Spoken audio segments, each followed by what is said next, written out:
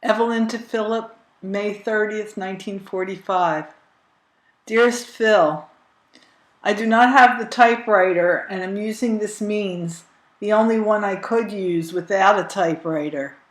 Your letter of the 12th, received yesterday, was in reply to my question of the, quote, 4906 break. I hope you didn't expect me to show that letter to anyone, for you know how deep it would cut. I'd appreciate if you'd write a reply as I suggested so that I may give it to all to read. Something nice. The day was spent cleaning our room, a thorough job, and took most of the day. Petey made a snap of Adele, but I don't expect it to be good. Adele's dick test showed a positive reaction, but the doc feels she should have one more shot in about 3 weeks. Darn it. If I don't take Adele's tonsils out in June, they cannot be removed until October. In all probability, I will wait until October. Sid Brown is home on a 30-day furlough and does not yet know whether he will be discharged. I love you. Your Ev. Philip to Evelyn, 30 May 1945, Memorial Day. Dearest darling, the weather cleared today and we had some really nice weather. My cough is all but gone and I'm feeling fine again. Captain Brownlee meant what he said about doing something about my indigestion, because instead of sending me back to my unit, he is having some tests made in order to determine just what is at the root of my trouble. Today he sent me around to the X-ray department to begin what is known as a GB series, which is nothing more or less than a series of X-ray pictures to determine if my gallbladder is functioning properly. This is a rather involved procedure. The first step was taken early this afternoon when an X-ray was taken of my gallbladder. When I got back to the ward, I was given half a tumbler full of a purple dye to drink down.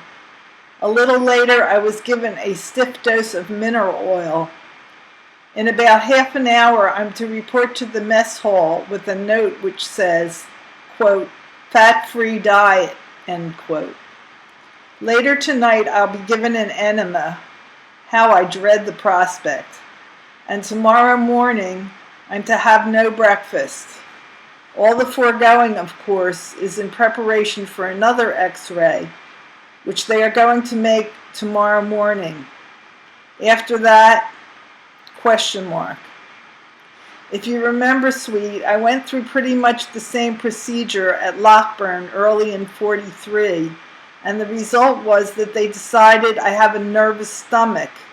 But as far as doing anything about it, well, they just didn't. This time, though, I'm going to press for action, and I think I'll get it. I told the captain about the tests they made at Lockburn. What did they find out, he asked. I have a nervous stomach, I answered. What did they tell you to do about it? They told me not to eat fried food or greasy foods and to try not to worry. The captain laughed at that. Then he told me that he had handled many cases like mine, etc., and that as soon as I was feeling better, he would see what could be done about it. I thought that he was just trying to be congenial at the time, and that he would forget about it and discharge me from the hospital as soon as my cough had disappeared, in which case I fully intended to remind him. But I had misjudged the good captain, because he came round bright and early this morning and told me to go round to be X-rayed. He gave me a slip on which was written, quote, GB series, chronic indigestion, end quote, to give to the X-ray technician. After I drank the dye, I had to lay on my right side for an hour, which wasn't too hard to do. I've been taking it easy the remainder of the day, just lying on my bunk and listening to the radio. Well, darling, there isn't any more to tell for the moment, and I have to run along to the mess hall and my, quote, fat-free diet, end quote. So I'll leave you for a while. Here's a kiss, baby. I love you so much. And here's a kiss for Adele, too.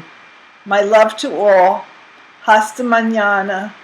Ever your Phil.